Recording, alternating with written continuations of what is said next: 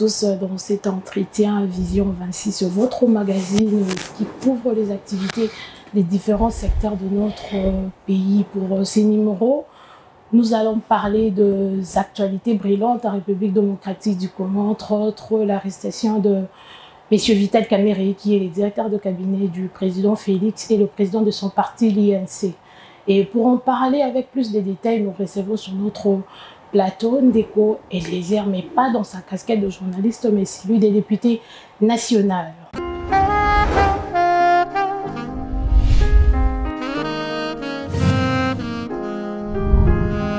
Bonjour Nourad. Bonjour madame. Merci d'avoir répondu positivement à notre invitation. Merci. Nourad Eliezer, comme nous les constatons tous ces derniers temps, il y a eu des interpellations, des arrestations, mais qui est plus en vague, c'est celui de l'arrestation de M. Vital Kamerhe, qui est le directeur des cabinets de chef de l'État et président de son parti, l'INC. Pensez-vous, qu'est-ce que vous ressentez par rapport à cette arrestation? Pensez-vous que c'est un bon signe pour l'instauration de l'état de droit dans ces pays? Bon, en fait, la question du directeur de cabinet du chef de l'État, d'abord, il y a trois analyses que les gens font. Aux trois groupes, j'essaie de regrouper. Il y a ceux qui réagissent sous émotion et qui tombent dans la subjectivité. Il y a les haineux qui veulent régler les comptes aux gens qu'ils ne supportent pas. Et aussi, il y a les curieux qui veulent comprendre si c'est l'état de droit qui a commencé ces actions ou c'est quoi, qu'est-ce qui se passe effectivement. Qu'est-ce que moi je peux dire? Le directeur de cabinet du chef de l'État, M. Vital Kamerhe, n'est pas le premier à aller en prison pour ce dossier. Mais c'est quand même étonnant, un directeur de cabinet en pleine fonction. Oui, on dit souvent qu'il faut prêcher par l'exemple. Je l'ai proposé, j'étais avec M. Vital Kamerhe et M. Félix Antoine Tshisekedi Tshilombo en campagne. Je sais quel discours il tenait par rapport à la justice. Je sais quel discours il tenait par rapport à leur vision de la République. Ils avaient besoin de cette République-là qui prône la séparation des pouvoirs. C'est-à-dire, il ne faut pas chercher à politiser l'appareil judiciaire. Parce que même la Bible dit, la justice élève une nation. Eh bien, voilà ce qui est arrivé. Il y a eu autant. Et aussi les dossiers de M. Kamerhe, je ne sais pas comment les gens font cette lecture. Il y a ceux qui pensent que c'est Félix qui a traduit Kamerhe en justice ou qui l'a livré. Alors que ce n'est pas ça. M. Vital Kamerhe a été cité par les gens qu'on a interpellés. Il y a le directeur des Africas, M. David Blattner. Il y a M. Jamal de Soko. Il y a M. Thierry de Raobank. Il y a les DG de l'OVD, les DG de l'Office de route, les DG de Foneur. Ce sont là les personnes qui ont été interpellées et qui ont cité les noms de Vital Kamerhe. Et quand on l'a cité, il fallait qu'on l'entende comme un renseignant. Et là, le départ d'abord a été fauché par les gens de son parti qui sont allés vite en besogne, oubliant tous les beaux discours que nous avons faits à cette population. Ils ont fait d'abord la première déclaration en s'attaquant au chef de l'État et à la justice. Ndeko Eliezer, cette arrestation n'a pas des effets négatifs sur cette coalition IDPS-l'UNC? Madame, ce qui est plus intéressant dans le fonctionnement d'un pays, c'est les relations amicales ou c'est le bien-être du peuple congolais. On doit opérer un choix. Parce que quand il y a eu des couacs entre l'FCC et les caches, je n'ai pas senti cette crainte que vous avez aujourd'hui. Je dois encore vous informer une chose, madame. Monsieur Vital Kamerhe n'a aucun problème jusque-là avec le chef de l'État, Félix. Mais c'est fait que dans ses fonctions. Il y a eu des choses que la justice, parce que ce n'est pas l'argent de M. Félix. C'est l'argent de l'État. Et ceux qui sont censés veiller sur ça, c'est la justice. Comment l'argent est géré? Eh bien, les problèmes de l'incident, si j'entends beaucoup de personnes qui parlent dans les médias. Oh, je ne sais pas, les accords de Nairobi, ceci ou cela, c'est comme si il y avait quelque chose qui n'allait pas. Les pays ne doivent pas fonctionner sur base des accords. Les accords sont des accords politiques. Et dans ces accords, en voulant le départ de Kabila, c'est-à-dire les gens estimaient qu'ils étaient capables de mieux faire. Eh bien, l'occasion est là. Et de faire mieux. Vous ressentez ça un bon signe pour la Je ne dis pas que c'est... J'ai dit tout de suite que c'est un bon signe dans la mesure où il n'y a pas eu interférence. Madame, vous savez que dans ces pays même, ici à Kinshasa, on arrête quelqu'un, on veut l'amener en prison, en route, il y a un coup de fil qui tombe, on tourne. On va les libérer. On a vu les gens arrêtés, je crois, à 17h, libérés à 19h. On a vu les gens condamnés, arrêtés pour des situations très graves de détournement de deniers publics. Aller faire un seul jour en prison, il ment comme s'il était malade, on l'amène à l'hôpital pour être libéré. Mais c'est ce qui n'arrive pas. Aujourd'hui, qu'est-ce que le monde attend? Les communs de mortels veulent que Félix puisse appeler pour dire, mais écoutez, monsieur, venez vers moi. J'ai même entendu quelqu'un dire que non, écoutez, Félix est complice. Tout ce que vous voulez. Si Félix était complice dans les détournements, je ne suis pas son défenseur. Je ne suis pas membre de son cabinet. C'est ce que les gens disent. Vital Kamerhe est le directeur du cabinet du président Félix. Comment est-ce qu'il pouvait signer quelques dossiers sans que le président soit au courant? Madame, le fonctionnement d'un cabinet du chef de l'État est différent de ce que les communs de mortels est en train de dire. L'ordonnateur des dépenses au cabinet du chef de l'État, c'est le directeur de cabinet. Ça, c'est un. Deuxième élément important. Admettons qu'il est signé avec l'autorisation du président de la République. Est-ce que ceux qui disent ça peuvent dire à l'opinion aujourd'hui, démontrer que là où Félix a signé que Mastatoï Bambong, c'est ça, c'est ce qu'on peut reprocher au chef de l'État. Même alors, dans l'hypothèse où il se serait organisé pour détourner les biens de l'État, si Félix se reprochait de quelque chose, madame, la première des choses, il pouvait mettre à l'abri son directeur de cabinet pour ne pas dévoiler les secrets. Il pouvait dire qu'on ne l'arrête pas, qu'on le laisse là. Mais pourquoi il ne s'interfère pas? C'est à peu près ce que vous apprenez là que non, on n'arrête pas un agent de renseignement comme tel. Parce qu'il va dévoiler les secrets, n'est-ce pas? Si on ne le fait pas, mais pour les directeurs de cabinet, au cas où, si réellement Félix était complice dans ce dont la justice se reproche, à Vital Kamerhe qui est jusque-là présumé innocent. Il pouvait se dire, non, si je le laisse comme ça, on va lui poser des questions, il va citer mon nom, tout ce que vous voulez. Mais le chef de l'État est calme. On doit mettre fin à cette façon-là de faire les choses, de gérer la justice par le téléphone. Qu'est-ce qu'on n'a pas vécu ici? On arrête quelqu'un avec des preuves, tout ce que vous voulez. Eh bien, c'est à Kingakat, où il n'y a que les réseaux de China Rambo qui passent. Oh, Raïssa Anasema Moumouati. On laisse quelqu'un. Et c'est ce que vous voulez. Alors, au cas où Félix faisait ça, quel sera le sens de notre combat? Parce que Félix est là. Madame, je vous dis, je ne suis pas de son cabinet, je ne suis pas ici son défenseur, il a ses porte-paroles, il a ceux qui s'occupent de sa communication. Mais il y a une chose, Félix ne doit pas seulement défendre son honneur. Il a trois choses à défendre.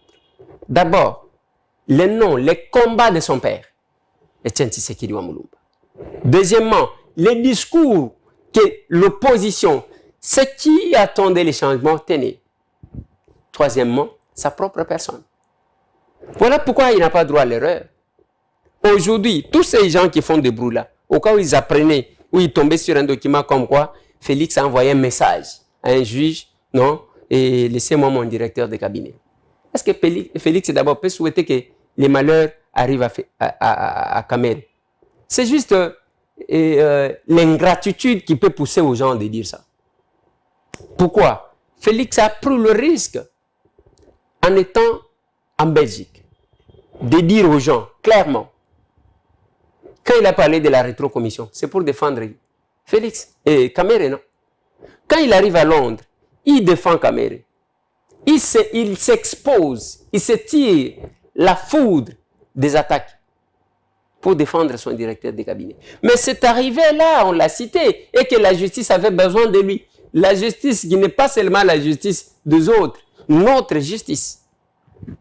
Et si on l'a mis sous mandat d'arrêt provisoire, je l'ai dit bien, il est encore présumé innocent. Mandat sous arrêt provisoire, j'entends les débats que les gens font. Je ne suis pas juriste, je suis politologue de formation, mais chercheur en criminologie. Mandat d'arrêt provisoire, ce n'est pas parce que seulement les gens, leur fuite est à craindre. Non. Moi, j'étais en prison. Ce n'est pas que je voulais fuir. Mais quand on trouve qu'en étant libre, la personne ne permettra pas le bon fonctionnement, les bons déroulements des enquêtes, c'est un problème. C'est comme ça qu'on a dit, ok, en attendant, ils sont là. Mais tous les DG qui sont là-bas, je venais d'apprendre là qu'on a arrêté le DG de Soko, M. Mode Mabouzo, et, il est arrêté à Goma, on l'a mené à la prison de Munzenze. Et lui, c'est lui qui travaille avec Jamal, c'est un grand homme d'affaires. Donc, là aussi, vous allez dire qu'il y a un règlement de compte, vous allez dire que c'est parce que celui-là, Mabouzo aussi, c'est Mabouzo, M. Maud, voulait devenir chef de l'État. Non, c'est pas ça. Merci honorable Désir. Qu'attendons-nous après cette arrestation? Qu'est-ce que nous devons attendre de cette coalition FCC-CACH? Moi, j'aimerais d'ailleurs, je souhaite que ces histoires de coalition, qu'on puisse rompre ça. Pourquoi? On doit répartir de nouvelles bases. Pourquoi les nouvelles bases? Les bases qui permettront à la justice d'être réellement indépendante et qui va prendre aux gens d'avoir peur des deniers publics. Madame, il y a Madame Mona Sahlin, qui était Premier ministre en Suède, qui a démissionné parce que seulement elle est allée acheter un chocolat de 12 € avec la carte de l'État. Et tout le monde s'est levé. Elle a fini par démissionner. Ici, chez nous, qu'est-ce qu'on fait? Quelqu'un a des responsabilités, il détourne. Oh, viens, on a commis prêtre. Hein? Ah, viens, on a ébélé. Hein? C'est quoi cette histoire-là? On encourage. Et ceux qui disent ça ne savent même pas que c'est notre bien. C'est le bien de tout le monde. Et on observe, même tel que vous êtes là, madame, vous pouvez voir quelqu'un qui commet une infraction. Et même les intellectuels. Vous trouvez que quelqu'un qui est devenu ministre, il n'avait rien, vous ne savez pas dénoncer, il s'enrichit tout de suite. C'est pas comme ça. J'ai toujours donné un exemple. Je suis aux États-Unis. Mon premier voyage des États-Unis, je vois un bus, je pouvais prendre le bus. Je ne savais pas que là où je voulais monter, c'est par là que les gens descendaient. Parce qu'il faut que tu montes du côté du chauffeur pour que tu puisses payer les tickets, aller t'asseoir parce qu'il n'y a pas de receveur qui va dire « Bon, bon, ça n'existait pas. » Mais je me suis trompé. Je voulais monter par une autre porte de descente là où je ne pouvais pas monter. Qui m'a calé? C'est un passager. Comment? Mais un Américain, il dit, non, you have to go there. Donc, tu dois aller là-bas. Tu es obligé d'aller là-bas. Mais chez nous, ce n'est pas le cas. Même tel que vous êtes là, Madame Grace, oui, elle sort, elle est dans sa voiture, elle voit quelqu'un qui fait des bêtises, non? Et elle est gâtée. Et vous passez comme ça. Soit on aime les pays, soit on ne l'aime pas. Même pour la violation, quelqu'un qui va brûler les faits. Aux États-Unis, c'est cette personne-là qui s'est arrêtée qui appelle la police, qui prend les numéros des plaques d'immatriculation. Moutouboé a brûlé. Et la police va vous suivre, on va vous prendre. On n'est pas attentifs nous-mêmes pour ça. Mais j'aime pendant cette période seulement parce que depuis que Félix est là, je ne loue pas depuis qu'il y a eu ce changement. Les gens commencent quand même à veiller sur leur bien. Pour preuve, tous les détournements sont dénoncés, et pas le peuple et pas les autres. Vous pensez que sous Kabila, les gens ne volaient pas? Des grands voleurs qu'on va poursuivre maintenant, même ceux qui sont allés se cacher dans la Mouka, on va les poursuivre. On ne va pas se limiter. Au niveau des 100 jours, ça va paraître très mauvais, même si Félix avait dit qu'il ne va pas fouiner dans le passé. Et d'ailleurs, ce n'est pas lui qu'on demande de fouiner dans le passé. C'est la justice qui va faire son travail. Ndeko Eliezer, aujourd'hui, dans votre casquette de député national, est-ce que vous encouragerez la justice congolaise de fouiller ou de arrêter tous ces détourneurs de fonds publics? Oui, mais c'est ce que j'ai dit, madame. Les gens doivent apprendre. J'ai aimé une maman qui m'a appelé un jour, qui me disait Ndeko Eliezer, voilà ce que moi je propose. Tous ces gens, les détourneurs de fonds là, qu'est-ce qu'il faut faire? Il faut leur faire le, comment on appelle, le salopette. Les salopettes, on écrit les noms de la personne. Par exemple, je vais donner un exemple. Et d'ailleurs, je vais donner l'exemple. Par exemple, les noms de Guy Matondo, parce qu'on peut donner l'exemple de ceux qui sont déjà condamnés, parce que les autres sont encore... ils bénéficient de la présomption d'innocence. On prend les noms de Guy Matondo, on écrit là-bas, salopette, bien, blanc, d'une couleur qui soit vraiment remarquable, on écrit là-bas, Guy Matondo. Et en bas, lui-même dit, Azamouyi Biambongo. Et comme ça, il va commencer, au lieu de rester en prison, hein, on va commencer à les mettre dans des ronds-points, en train de balayer. En train de balayer au rond-point Victoire. Non. Qu'est-ce qu'on a violé? Il n'y a pas de viol. On veut seulement dire que cette personne a fait ça. Et ça va limiter. Ils vont commencer à balayer. Aujourd'hui, au rond-point Victoire, il va commencer à balayer. On les sort de la prison à 8 heures. Il va commencer à balayer avec ces cas. Il ne faut pas qu'ils mettent les cache-nez parce qu'on ne les verra pas bien. Et d'autres personnes passent, on les prend des photos. Et ils travaillent jusqu'à 17 heures. On les ramène en prison. Les matins, on va les placer au rond-point Gaba. Il fait le même travail. Le lendemain, on les place au rond-point à magasin. Et ainsi de suite. Comme ça, les gens auront peur parce qu'on va les placer. Et les photos qu'on va lui prendre, et telles qu'on va les publier sur les réseaux sociaux, ces enfants vont suivre. Et aucun parent responsable ne voudra se mêler. Il acceptera de mener une vie normale que de mener une vie comme ça qui va lui amener au ridicule. Ndeko Eliezer, certains cadres de l'INC parlent de règlement de compte contre Vital Kamerhe. Or, il y a de preuves qui selon d'autres personnes qui ont cité les noms de Vital Kamerhe, qui prouvent que Vital Kamerhe est bel et bien impliqué dans cet détournement. Ndeko Eliezer, comment jugez-vous les propos de certains cadres de l'INC ou membres de ces partis politiques? Ce sont ces propos-là qui mettent Vital Kamerhe en difficulté. Pour preuve, parce que jusqu'à aujourd'hui, les directeurs des cabinets, parce qu'ils continuent à l'être, les directeurs des cabinets du chef de l'État, Vital Kamerhe, n'a aucun problème avec Félix-Antoine Tshisekedi Tshilombo. Mais quand vous passez dans le média, vous parlez des règlements de comptes, vous parlez, je ne sais pas, d'acharnement. Qui s'acharne? J'ai vu même des vidéos qui sont là-bas. On veut tribaliser l'affaire. On les Swahiliphones et les Balouba. C'est quoi cette histoire-là? Et pense que quelqu'un, les vrais Congolais, peuvent se laisser intimider par des propos comme ça. Ils ne peuvent pas. Alors, maintenant, quand ils tiennent de tels propos, qu'il y a acharnement, qu'il y a règlement des comptes, qui veut régler les comptes à qui? Soit on accuse la justice, soit on accuse le chef de l'État. Quand ils disent que non, on veut l'empêcher pour qu'il ne se présente pas, tu as peur de qui? Parce que la victoire de Félix et l'UNC va se bomber la poitrine. L'échec de Félix, l'UNC va partager ça, il n'aura pas de discours. C'est imprudent de réfléchir comme ça. Pour preuve, madame, tous ces gens qui ont fait de bruit. Aujourd'hui, Kamerhe a 5-6 jours en prison. Vous avez appris qu'il y a un seul monsieur qui est allé quand même passer une unifisque en face de la prison là, par solidarité. Il dit non, par solidarité, je ne peux pas abandonner mon chef, il va dormir là-bas, dehors. Est-ce que vous avez appris, depuis les temps, parce que même mes collègues députés de l'UNC ont fait une déclaration selon laquelle on a humilié. Vous avez appris qu'il y a un seul conseiller du chef de l'État qui a démissionné. C'est quand même de l'humiliation. Par exemple, là, on aura un député, pardon, un directeur de cabinet en pleine fonction du chef de l'État. Oui. Arrêté dans de... Vous, au cas où on vous a arrêté aujourd'hui, c'est l'humiliation. Donc, selon votre compréhension, quand la justice fait son travail, c'est ça l'humiliation. Donc, nous avons été humiliés.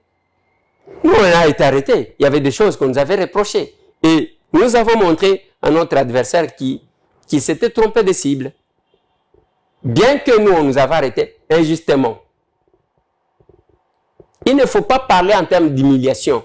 Parce que toutes ces personnes qu'on a arrêtées, la justice n'a pas pour mission d'humilier les gens. Et aussi, regardez ceux qui sont là, qui sont là, Kalui là. Ce sont les anciens. Qui d'entre eux est combattant de l'UDPS? Pour qu'on parle de règlement des comptes. Pour qu'on parle de, je ne sais pas, d'acharnement. Qui d'entre eux est venu avec Félix? Peut-être qu'il était au parti que Félix a nommé. Qui est tombé du ciel? Ce sont les anciens magistrats. On fera que ça, même au cas où Félix est parti. Ce sont les mêmes magistrats là. C'est pourquoi ils doivent être indépendants et autonomes. Et neutres aussi. Alors, quand vous prenez tous ces gens-là, eh bien, ce sont les gens qui ont travaillé, On sait seulement que les Congolais mis en liberté est capable de mieux faire. Bien que il y a quelques-uns de magistrats et des juges, des escrocs, des voleurs, des détourneurs de biens de l'État, qui sont dans les dossiers des spoliations ici, tous les jours. Ils sont là. Mais on ne doit pas prendre tout le monde, les mettre là. Aujourd'hui, nous avons la DGM qui fait un travail de qualité. Et ceux qui sont là, on ne les a pas menés, ce ne sont pas les combattants de l'UDPS. Ce sont les anciens agents de la Direction générale de migration. Donc, un Congolais libre est capable de mieux faire. Et pour ces cadres de l'INC qui pensent que l'arrestation de Vital Kamerhe est liée à un règlement de compte, quel est le message que vous pouvez leur dire? Mais qui règle? Non, je ne peux répondre à ça que quand il y a des précisions. Il ne faut pas jeter des demi-mots. Qui règle des comptes à qui? C'est un règlement de comptes. Donc, Kamerhe a des problèmes qu'il a avec les gens qui veulent lui régler des comptes. Lui-même, là où il est. Aujourd'hui, pourquoi ces gens-là se sont calmés? Fini l'émotion. Ils commencent à revenir. Oh, la justice, ça se méandre. Oh, ainsi de suite. Nous comprenons, nous avons foi. Pourquoi l'agitation n'a pas continué? C'est un prudent d'agir comme ça. Et surtout quand on est homme politique. Ce n'est pas pour rien, madame, qu'aujourd'hui, nous condamnons les propos de Tambwe Mwamba qui a mis l'huile sur le feu au Congo, qui veut que le Congo brille. Il pense que tout ce qu'il a magasiné depuis Mobutu jusqu'à aujourd'hui, ça ne suffit pas. Il a un rêve, je ne sais pas, de devenir chef de l'État pour tenir des propos comme ça. Quand on est responsable, on sait qu'est-ce qu'on doit faire. Ce n'est pas un chef de corps qui sort comme ça. Je crois le matin, il pense que le pays lui appartient, il peut dire tout ce qu'il pense. C'est plus dangereux. Ceux qui parlent des règlements de comptes, il faut quand même qu'ils aillent jusqu'au bout. Qui veut régler les comptes à qui? Tel que Kamerhe est là, on les confronte avec tous ces gens-là, il est innocent. Vous savez combien il va monter? Vous savez quel discours il aura en 2023, là où ils disent que non, il doit être, je ne sais pas, chef de l'État. Ça va le faire remonter. Pourquoi l'agitation? On s'agite quand on connaît quelque chose. Certains analystes pensent que Vital Kamerhe peut toujours exercer son rôle de directeur de cabinet depuis là où il est incarcéré. Oui, ça c'est une fonction politique. Mais nous demandons à ce que on puisse suspendre tout de suite tous les DG qui sont arrêtés. Pourquoi ils continueraient à poser des actes tout en étant en prison? Il fallait les couper pour permettre au parquet d'enquêter. Il fallait les couper. Mais pour ce qui concerne Vital Kamerhe, c'est une fonction, c'est un poste politique, c'est lui qui l'a nommé. C'est comment il va gérer ça. Deko Eliezer, refus de la liberté provisoire de Vital Kamerhe. Comment vous vous êtes senti, cet refus de liberté provisoire? Non, c'est normal. Parce que la justice, le parquet a estimé qu'il n'a pas encore fini ses enquêtes. Ce n'est pas une condamnation du tout. On va faire ces enquêtes-là et Ce n'est même pas, il n'y a pas question de mort d'homme là-bas. C'est juste un changement de chambre, madame. Monsieur Kamere, généralement, il vit, je crois, en ville, à la Gombe. Et d'ailleurs, comme il y a confinement, on l'a épargné. Mais cela n'aura pas d'impact sur la bonne marche des institutions de l'État. Quelle bonne marche des institutions? Quel impact? Je vous ai posé la question ici, madame, parce que bien que je n'ai pas qualité de vous poser la question, j'ai posé une question oratoire pour dire ceci. Depuis que Vital Kamerhe est entre les mains de la justice, est-ce que vous avez entendu qu'il y a même un seul conseiller qui a démissionné de l'UNC? Ou un ministre de l'UNC, même un vice-ministre de l'UNC qui a démissionné? Mais pourquoi il ne démissionne pas? Mais pourquoi vous voulez confondre les institutions? Est-ce que vous savez pourquoi la Constitution prévoit que quand il y a un problème, et quand quelqu'un est nommé à ces fonctions-là au sein du gouvernement, il ne doit pas occuper les fonctions au sein du parti. C'est pour ne pas être militant du parti à la place de servir la République. Il n'y a que le PPRD. Non, attendez, je vais expliquer ça, madame. Kabound n'est pas, le Parlement n'est pas à confondre avec le gouvernement. Ce sont deux choses. C'est le PPRD qui nous a amené le style de mettre tous les gouverneurs comme les interfédéraux du PPRD. Vous comprenez? Tous les gouverneurs interfédéraux, Kimbut interfédéral, Ngoï Kassan interfédéral, vous allez là-bas, interfédéral. Donc, tous les gouverneurs, vous voulez devenir gouverneur, vous devez accepter d'être interfédéral du PPRD. Parce que il forçait la volonté du peuple congolais. Même non, quelle idéologie? Ici, il s'agit de la gestion de la chose publique, madame. Un gouverneur ne doit pas avoir des fonctions au sein d'un parti politique parce qu'il est appelé à gérer tout le monde. Mais quand on prend Kimbut à gouverneur de la ville, il est interfédéral du PPRD. Est-ce que vous comprenez ce que ça donne? C'est vraiment immoral. C'est immoral, ça. Et aussi, les gens comme les gens du PPRD, ce sont les gens sans honte. S'il y a un parti foutu dans ces pays, c'est le PPRD, un parti qui ne pouvait même pas parler. 18 ans au pouvoir, même pas une parcelle à Malembankoul, une parcelle du parti. L'UDPS dans l'opposition, je ne défends pas l'UDPS. Ils ont quand même une parcelle là-bas limitée. Et Sidé, Fayoulou venait d'acheter ici. C'est triomphal. Ils ont leur siège. Mais ceux qui ont géré pendant 18 mois, Fayoulou a acheté, je crois, à 750 000 $. Ils ont acheté les sièges du parti. Alors, mais ceux qui ont géré pendant 18 ans, même pas une parcelle, des locataires, et puis ils ne payent jamais, les insolvables. Sur Pumbu, si vous allez là-bas, vous allez trouver qu'ils sont là-bas, c'est la SNCC. On va les poursuivre, tous ces gens du PPRD là. Allez sur Sendo ici. Des locataires comme ça. Comment, quand les gens n'ont pas la volonté d'acheter quelque chose pour eux-mêmes, ils peuvent mieux faire. Même quand Tambou Mwambala ses rêves, il a un rêve qui peut se transformer en cauchemar. Et il pense qu'on va lui laisser la voie d'aller diriger le pays. Il faut avoir honte. Il fallait se taire. Tous ces gens-là du FCC, en tout cas, il fallait qu'ils se taisent. Qu'ils se taisent parce qu'ils n'ont pas été capables de mieux faire. Le FCC dit que Kabila a un bilan très positif qu'il a présenté à cette population, entre autres la coalition. C'est aussi les génies de Joseph Kabila. Madame, si vous dites ça, bon, je sais de toutes les façons que vous ne pouvez pas être neutre. Vous avez toujours un penchant, vous devez être peut-être proche d'eux, mais je vais vous dire une chose. Madame, il n'y a pas de journaliste neutre. Le Kassamba, il n'est pas journaliste. Il est d'ailleurs notre président.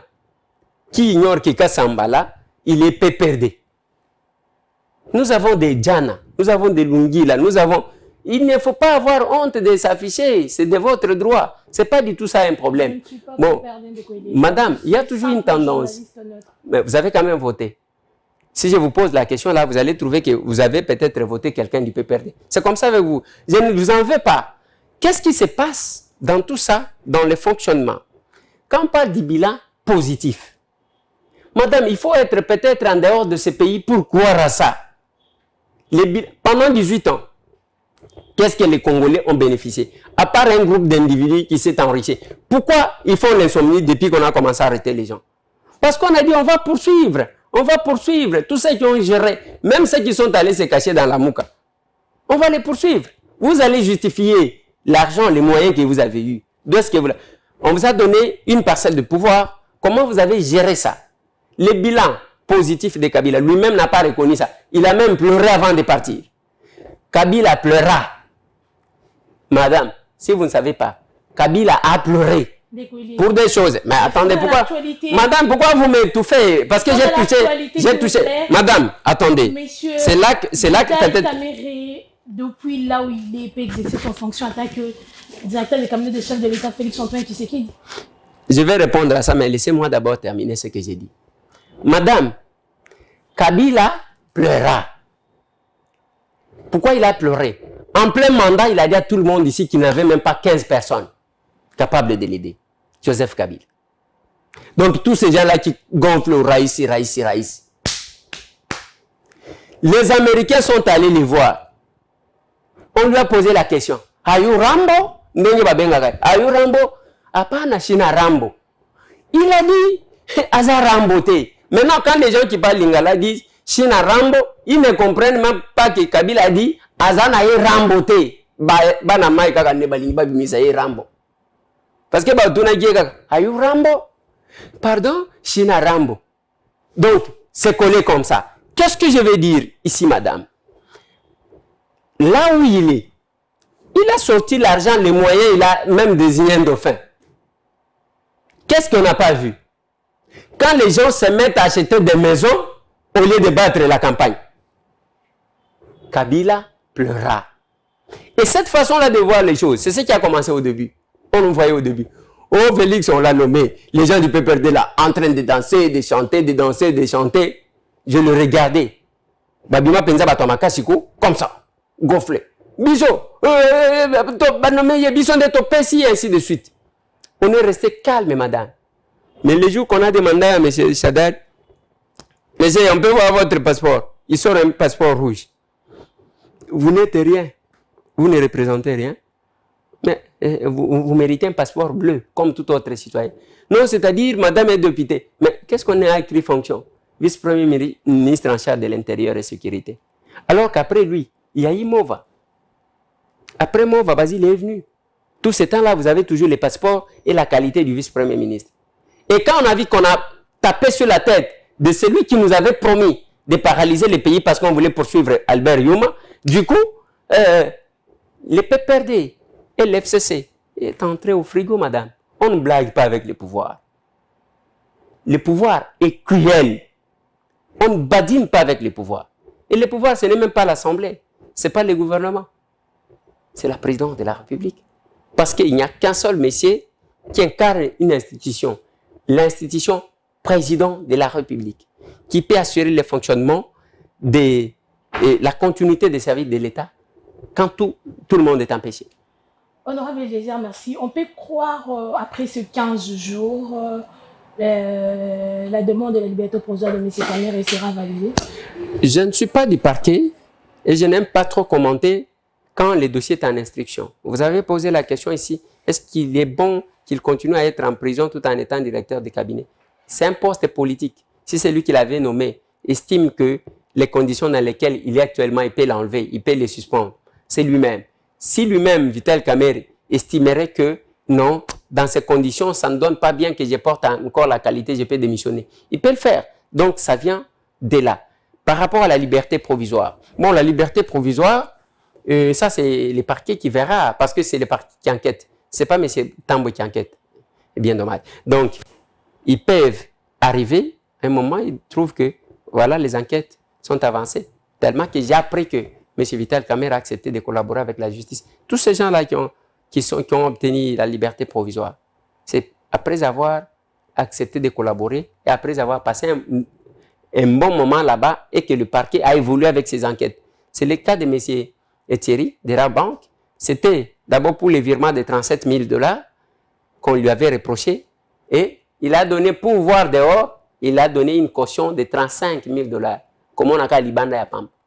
Donc, à Tikalina Nyongo, il y a 2006 en mai, il n'est pas impliqué parce qu'il sera condamné et il va payer. Mais c'est David Blattner, pour voir seulement dehors comme ça, 2 500 000 liberté provisoire. Alors, s'ils vont estimer que M. Vital Kamere, ils ont déjà avancé avec les enquêtes, eh bien, et qu'on peut le voir dehors. Madame, la liberté, c'est une règle. L'incarcération est une exception. Notre souhait est que tout le monde, au cas où on les sortait plus, on va dire non, pour qu'à couvrir Félix. Ça va se tourner comme ça. Alors, nous devons laisser la procédure évoluer. Monsieur Eliezer, cette feuilleton des arrestations de présumés détourneurs va prendre combien de temps dans notre pays? Ça va aller tant que nous vivrons. Ça va continuer comme ça, madame. C'est là que je vous dis, vous qui louez les bilans des... Je n'ai pas loué, oui. Je fais que vous faire comprendre. C'est sans de propos de l'un de messieurs de PPRD. De l'un de messieurs du PPRD, comme qui? Monsieur Eliezer, continue notre entretien. Oui, je voulais juste savoir, madame, pourquoi vous avez des secrets? Si vous êtes sur le plateau, quand nous sommes tels que nous sommes sur le plateau, après moi, vous pouvez recevoir un autre invité, vous lui posez la question, mais c'est Tamboué a dit ceci, qu'est-ce que vous dites? Mais ici chez vous, vous cachez même les invités.